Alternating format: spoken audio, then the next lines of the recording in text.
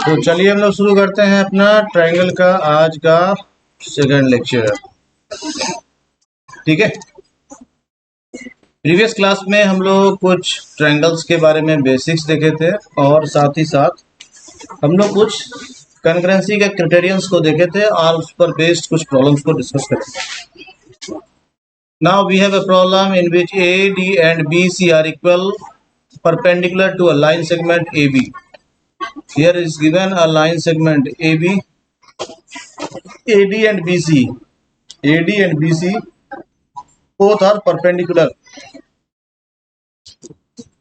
Show that CD bisects AB. क्या prove करना है? CD bisects AB. क्या मतलब हुआ इसका कोई बताएगा? CD bisects AB का मतलब हुआ कि तुमको प्रूव करना है OB जो है ये इक्वल है OA के, और फिर OD जो है ये इक्वल है OC के। यही ना मतलब हुआ। अगर ऐसा लिखा है शो दैट, यही समझना है प्रॉब्लम को, भी प्रॉब्लम कहना क्या चाह रहा है ना, और प्रॉब्लम का स्टेटमेंट के बाद हमको क्या रिजल्ट निकालेंगे तो ये कंसीक्वेंस आ जाएगा। कह रहा है कि show that CD bisects AB। CD और AB जो है ये बाइसेक्ट कर रहा है। इसका क्या मतलब? ये पॉइंट अगर दोनों का बाइसेक्टर है, इसका मतलब ये इसको और इसको दोनों को इक्वल हाफ में डिवाइड कर रहा है। समझ में आता है?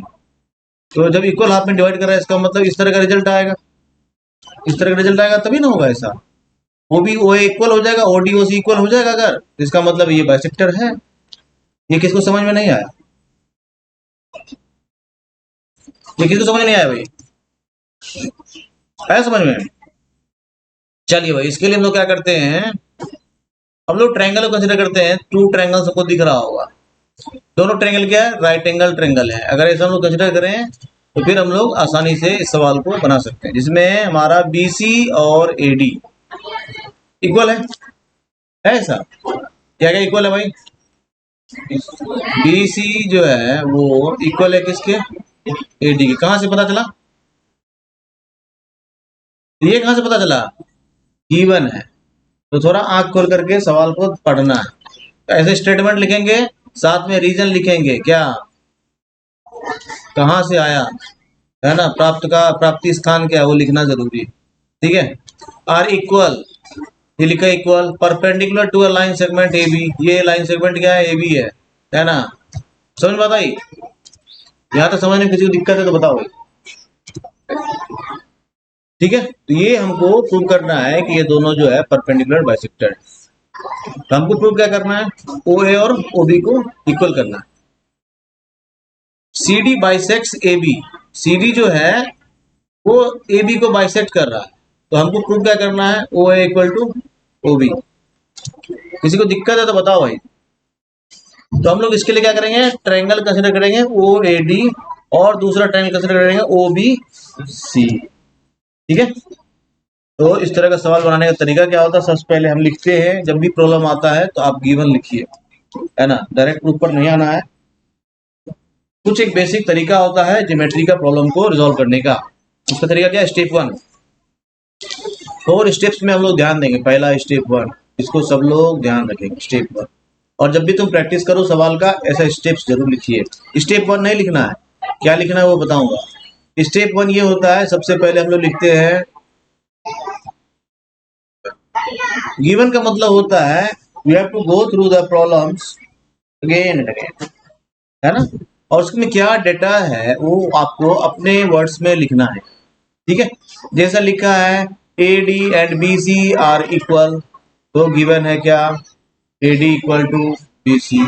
उसके बाद perpendicular to a line segment AB, angle B equal angle A है, angle B equal angle A है, equal 90 degree.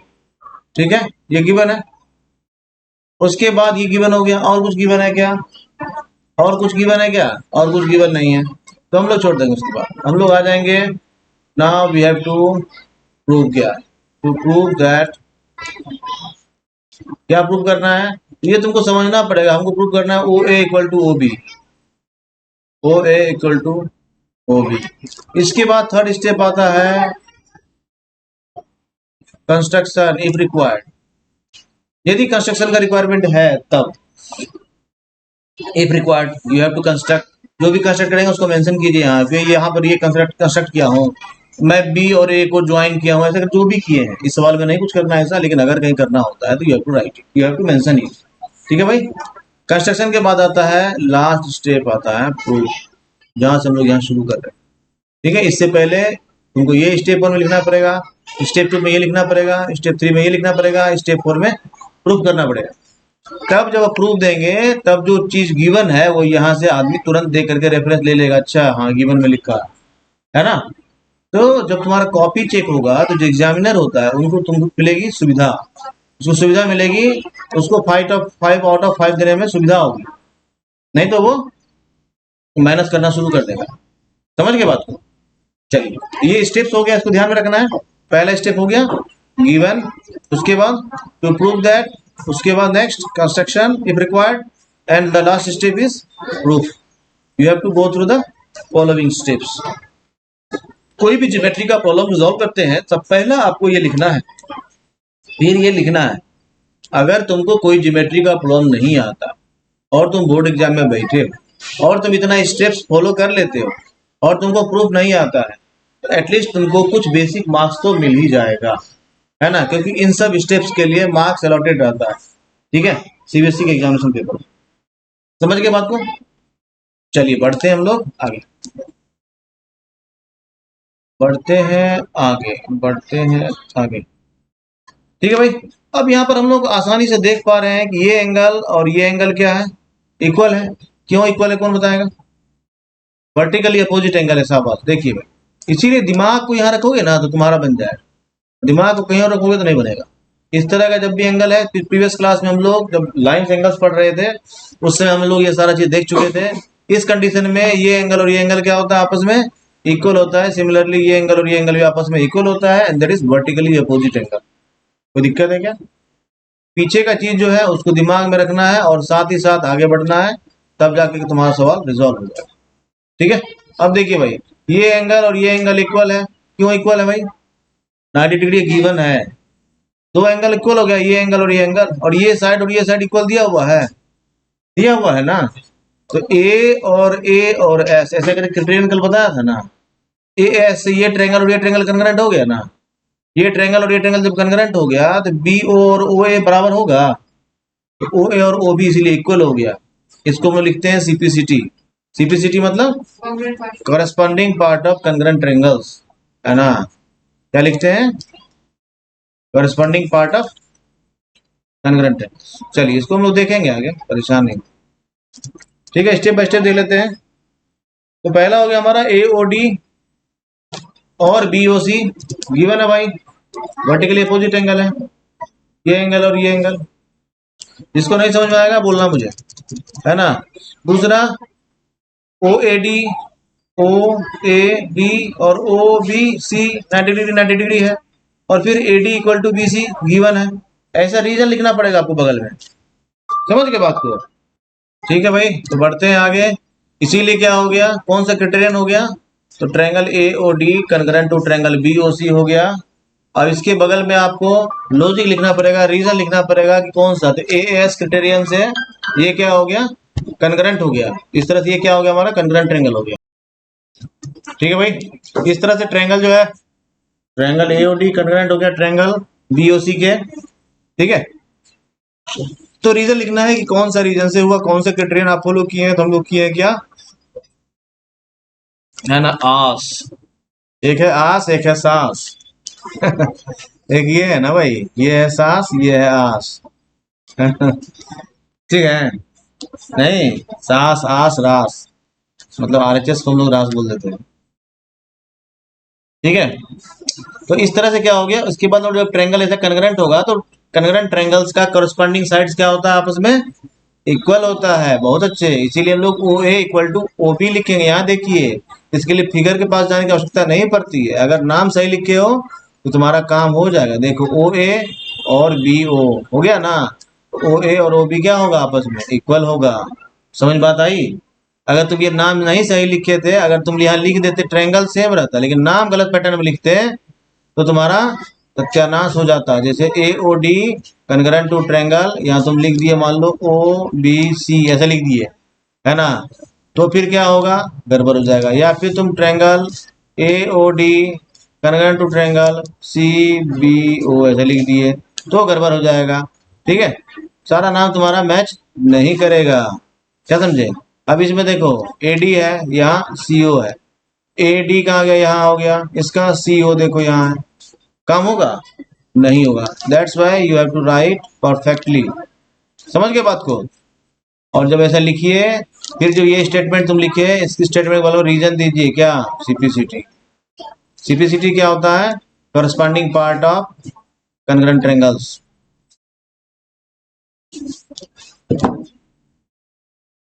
Corresponding part of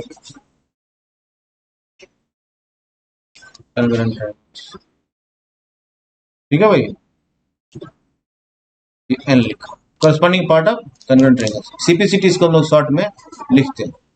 समझ गए बात को? कोई दिक्कत है? कोई दिक्कत है भाई? सीपीसीटी का मतलब क्या हुआ? Corresponding part of concurrent triangles. तो करस्पॉन्डिंग पार्ट जो होता है कनकरेंट ट्रायंगल्स का, वो क्या होता है? आपस में इक्वल होता है। That's why we can simply write O A equal to O B. किसी को दिक्कत है क्या? किसी को दिक्कत है क्या?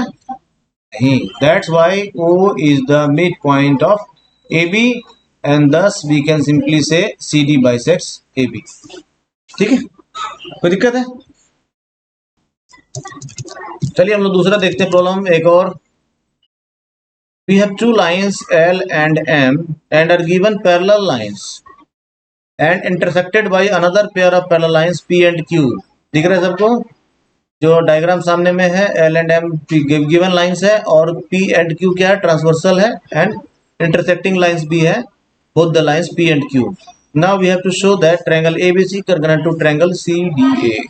दोनों ट्रायंगल दिख रहा है सबों को, ABC भी दिख रहा है और CDA भी दिख रहा है। ABC दिख रहा है सबको, ये रहा ABC और CDA दिख रहा है। हाँ हाँ भाई, ये क्या है? C, ये D, ये A। एक ए ट्रायंगल हो गया, नहीं दूसरा हो गया,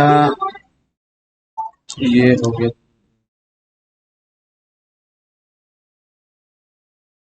सबको दिख गया भाई? एक ये ट्रायंगल और एक ये ट्रायंगल।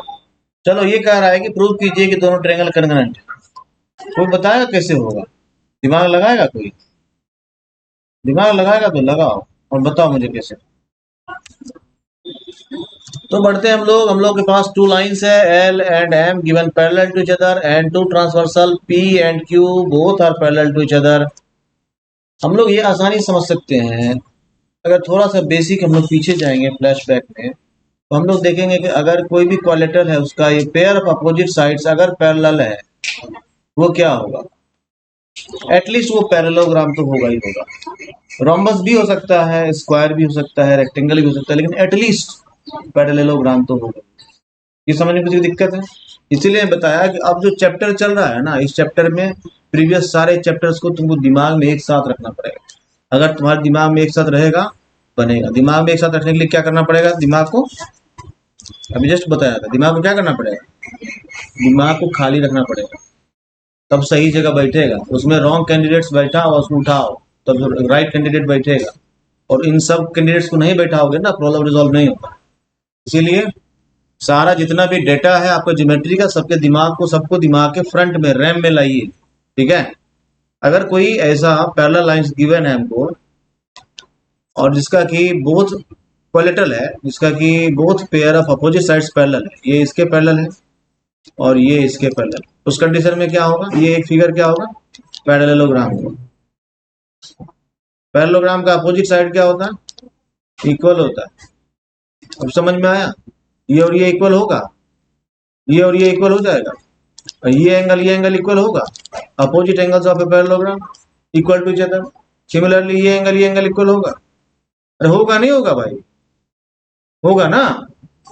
हाँ, डायगोनल जो होता है पैरेललोग्राम का ना, कोई भी डायगोनल, या तो ये डायगोनल या तो ये diagonal, divides the parallelogram into two congruent triangles. और two triangles of equal area, समझे? उस वाले सवाल का सॉल्यूशन और ये जो तुम्हारे सामने में, दोनों सॉल्यूशन सेम है ना? अगर इस तरह से लिख दे आपको, prove that diagonal of a parallelogram divides the parallelogram into two congruent triangles, सिर्फ ऐसा लिख दिया, इसका मतलब you have to construct such type of figure and then solve it. ये बहुत सिंपल सवाल दिया, तुमको बता कैसे लिख दिया सब कुछ। इसी को थोड़ा स्टैंडर्ड करेगा तो ऐसे लिख देगा सीधा। अब तुमको बाकी सारा चीज खुद से सोचना है, खुद से प्रोसेस करना है, खुद से ड्रॉ करना है। वो कोई कंस्ट्रक्शन करके नहीं देगा कि ऐसा है ए बी पैरेलल, ऐसा L N M parallel, P Q bisector transversal, कुछ नहीं लिखेगा, सिंपली लिख देगा, है ना? Prove that the diagonal of a parallelogram divides the parallelogram into two triangles, two congruent triangles, ऐसा प्रूव कीजिए। या two triangles of equal area, ऐसा प्रूव करने दे देगा। उसके लिए क्या करना पड़ेगा? सबसे पहले पैरेललोग्राम ड्रॉ करिए, ट्रांसवर्सल एक डायगोनल ड्रॉ कर लीजिए और प्रूव कीजिए कि दोनों ट्रायंगल कॉन्ग्रुएंट है। फिर लास्ट में लिखिए कॉन्ग्रुएंट है इसलिए एरिया में इक्वल हो। ये सब खुद से करना पड़ता है ना प्यारे बच्चों? इसीलिए बताया कि इन सारा चीजों को प्रोसेस करने के लिए you have to be concentrated and you have to be dedicated. ठीक है, तो चलिए बढ़ते हैं हम लोग। ये तो दो ट्रायंगल हमारे पास, triangle ABC and triangle CDA, दोनों को करना है कॉन्ग्रुएंट, जिसको करना है बहुत आसान। ठीक है, ऐसा पैरेलल लाइन है और हम लोग अगर एसी को ट्रांसवर्सल मान लें, देखिए भाई यहाँ पर एसी को ट्रांसवर्सल मान लें, ये एंगल और ये एंगल क्या हो जाएगा, कौन बताएगा? अल्टरनेट इंटीरियर एंगल, ये इक्वल होगा ना आपस में? होगा? कोई दिक्कत है क्या? बहुत अच्छे, तो ये इक्वल हो गया क्योंकि एसी ट्रांसवर्सल थे, बीसीए और डीसीए डीएसी इक्वल हो गया। रीजन देंगे बगल में, स्टेटमेंट लिखिए, स्टेटमेंट के बगल में रीजन जरूर लिखिए। ठीक है भाई, नेक्स्ट हो गया हमारा, देखिए भाई ये एंगल इक्वल होगा क्या? क्यों इक्वल होगा भाई? कौन बताएगा भाई क्यों इक्वल होगा? अगेन अल्टरनेट इंटीरियर एंगल्स है। जिसको नहीं समझ में आ रहा है बताओ मुझे, अगर कोई ऐसा है जिसको नहीं समझ में आ रहा है कैसे हुआ। Now in triangle ABC and CDA, BCA equal to DAC, ये समझ में आया? दोनों एंगल को सम कर दिए। फिर से देखिए, ये इसके इक्वल था, ये इसके इक्वल था, इन दोनों का सम इन दोनों के सम के इक्वल नहीं होगा। समझ में आया नहीं आया? आया समझ में? नहीं आया समझ में तो मैं दूसरे तरीके से समझा देता हूँ। चलो, एक स्टेटमेंट है ए इक्वल टू बी, दूसरा स्टेटमेंट है C equal to D. A plus C equal to B plus D होगा। कैसे होगा? By adding both the equations. Equation 1 हो गया, इक्वेशन 2 हो गया, दोनों ऐड कर दो। यहाँ ए प्लस सी हो जाएगा, यहाँ बी प्लस डी हो जाएगा, इसलिए दोनों इक्वल हो गया। समझ में आया? इसी तरह से ये एंगल अगर इसके इक्वल है, ये एंगल अगर इसके इक्वल है, sum of these two angles equal to sum of these two angles. ठीक है, अगर इसको किसी को कंप्लेक्शन लग रहा है तो पिछला जो तरीका बताया था उससे ही प्रूव कर सकते हैं, वो सिंपलेस्ट वे है। ठीक है, अब देखिए ए सी इक्वल टू सी ए हो गया, कॉमन साइड है दोनों का, दोनों ट्रायंगल का, इसीलिए क्या हो गया? Angle B A C C A D C D C A. ठीक है, देखो भाई जहां नहीं समझ में आ रहा मुझसे बताओ कि ये समझ में नहीं आ रहा, इसीलिए A B C triangle convergent हो जाएगा किसके? सी डी ए के, और ये ए ऐसे क्राइटेरियन से होगा। किसी को समझने में परेशानी है बताइए, किसी को ऐसा हो जिसको समझ में ना आ रहा हो तो जल्दी बताइए। चलिए भाई नेक्स्ट देखते हैं हम लोग। Line segment AB is parallel to another line segment CD, O is the midpoint of AD, show that triangle AOB congruent to triangle DOC and O is also the midpoint of BC। ये हमारा diagram है, इसमें है देखिए AB और CD, है ना, parallel given है। O is the midpoint of AD, O दिखा, AD का मिड पॉइंट गिवन है। बना के दिखाइए सब लोग फटाफट, समझ गए भाई? A B parallel to C D given है, ट्रांसवर्सल बीसी है, ये दोनों एंगल क्या होगा? आपस में इक्वल होगा। कहीं से बना सकते हैं, ये दोनों एंगल इक्वल होगा, ये दोनों एंगल भी इक्वल होगा, है ना, ये दोनों एंगल आपस में इक्वल है, ये दोनों एंगल आपस में इक्वल है, ये दोनों एंगल आपस में इक्वल है, और ये साइड इक्वल है। कोई सा भी ले लो, ए एस ले लो, ए एस ले लो, जिससे बने उससे बना, है ना। Angle A B C equal to D C B, है ना, रीजन दे देना है अल्टरनेटेड एंगल्स। दूसरा A B O D C O, A B O D C O. किसी को समझने में दिक्कत है तो बताइए, है ना, ठीक है। AO OD है ना, इक्वल है क्योंकि मिड पॉइंट दिया हुआ है ना। अब क्या करना है हमको, in triangle AOB and DOC, ABO equal to DCO। ABO दिख रहा है सबको, अभी हम लोग लिखे थे जस्ट। AOB और DOC, क्यों रीजन, क्या रीजन होगा इसका, वर्टिकली अपोजिट एंगल्स है। AO और OD आपस में इक्वल है, गिवन है, इसीलिए ट्रायंगल क्या हो गया, AOB कॉन्ग्रुएंट हो गया किसके, ट्रायंगल DOC के। रीजन क्या हो गया, AS। किसी से बना सकते हैं इसको, AS से बना सकते हैं, ASA से बना सकते हैं, SA से बना सकते हैं, किसी से बना सकते हैं, ठीक है। अब क्या हो गया, इससे हम लोग कंक्लूजन निकालेंगे। कंक्लूजन क्या निकालेंगे, CO इक्वल टू BO ऐसा लिख सकते हैं, है ना, ठीक है। OB equal to OC, simplicity से corresponding part of congruent triangles. और अगर OB इक्वल टू OC है, इसका मतलब वो क्या है, मिड पॉइंट है BC का। कोई दिक्कत है क्या, that's why O is the midpoint of BC, ठीक है। दस O is the midpoint of BC। चलिए भाई नेक्स्ट देखिए, हमारे पास एक और प्रॉब्लम है।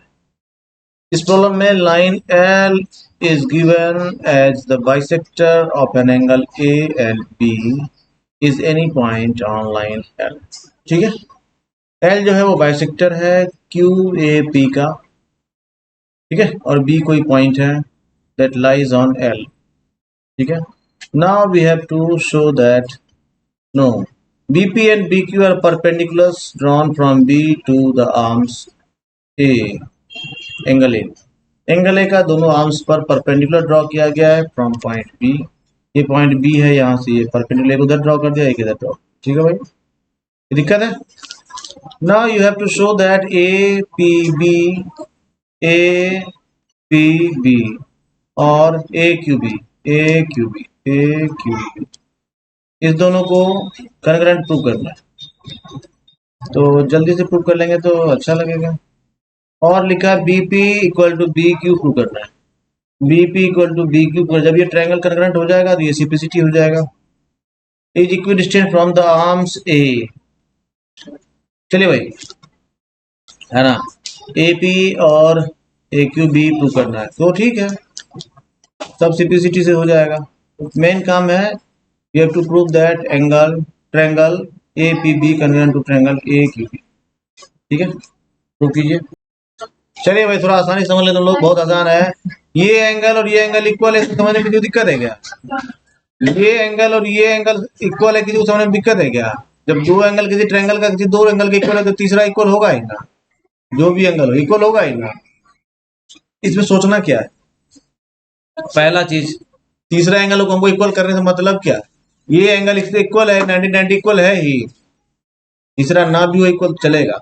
ए बी कॉमन साइड है ना, दोनों ट्रायंगल कनेक्ट हो गया। AAS AAS AAS से दोनों ट्रायंगल कनेक्ट हुआ, तो दोनों ट्रायंगल कनेक्ट लिखिए, और फिर PB और BQ CPCD लिखिए। समझ में आ गया सबको, किसको समझ नहीं आया, अरे किसको नहीं समझ में आया भाई, ऐसा कोई बच्चा हो जिसको समझ में ना आया हो तो बता सकते, हो गया। That's why B is equidistant from the arms of angle A, हो गया। चलिए भाई तो आज के लिए इतना ही, बाकी हम लोग देखेंगे नेक्स्ट क्लास में।